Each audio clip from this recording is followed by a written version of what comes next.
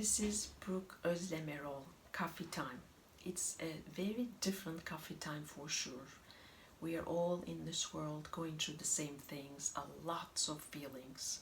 So I want to talk a little bit of how we handle each other with going through different feelings, because we all go through this coping in very different ways. And this was gonna be part of my video series anyways. And why do I care about this? Because even going through with my clients, trying to figure out what they want to do, the feelings that they go through after they got laid off, or they want a more meaningful job, they think about their dreams and their goals, we go through so much emotion. So it's important to understand them. So nowadays, the most of the feelings that we feel are sadness, there's anxiety, there is terror, we are scared, we are worried about our loved ones. So there's lots of feelings out there, which we usually call negative feelings. And that's one of the problems. As we see them negative feelings and it makes us so uncomfortable, we try to deny or ignore them, which doesn't solve the issue, unfortunately, and sometimes it even makes it worse. If we were to be raised by telling our parents, telling us like it's okay to have those feelings, and even labeling some of the feelings for us, that would have been so much easier. And you can do it for your children if you have some around your house now, especially at a younger age. For example, saying to your child like, I understand you feel angry, darling, we all do sometimes, is much more effective than telling them, don't be angry, why are you angry? It's silly to be angry. And the same for any other feelings.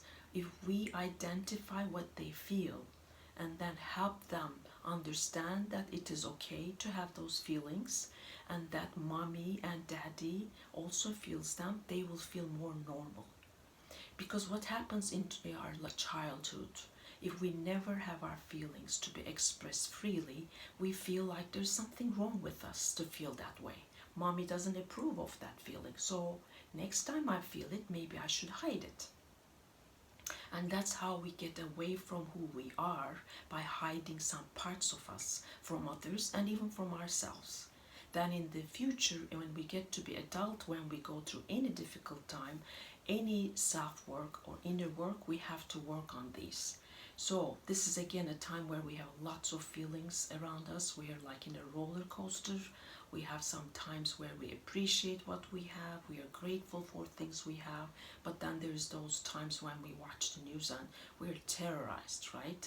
We feel that like spur of anxiety in us, and it's normal. So what we can do for our children, for our loved ones, and anybody around us is not to deny what they feel, but acknowledge it. Saying like, I understand why you feel anxiety, I understand you're worried, instead of telling them not to feel it. Because first of all, it does not work.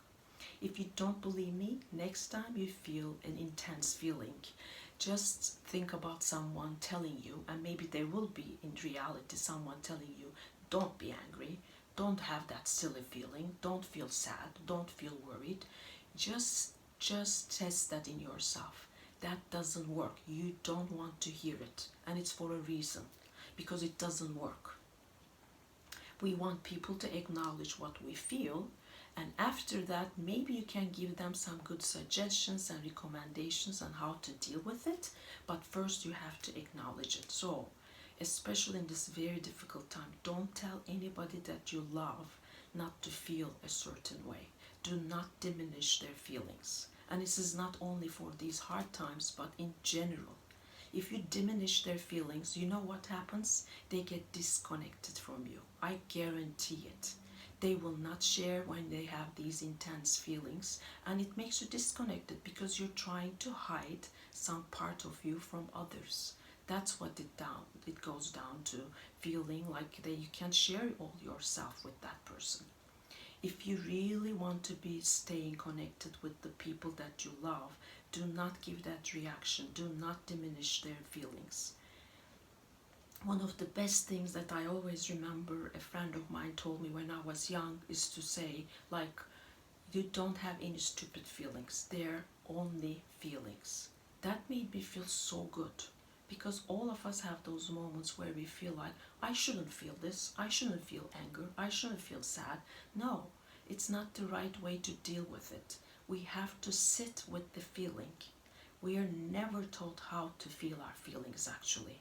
And I might talk about that more in another video, but like, you have to sit with the anger, with the sadness, with the worry. That's the only way to get rid of that energy.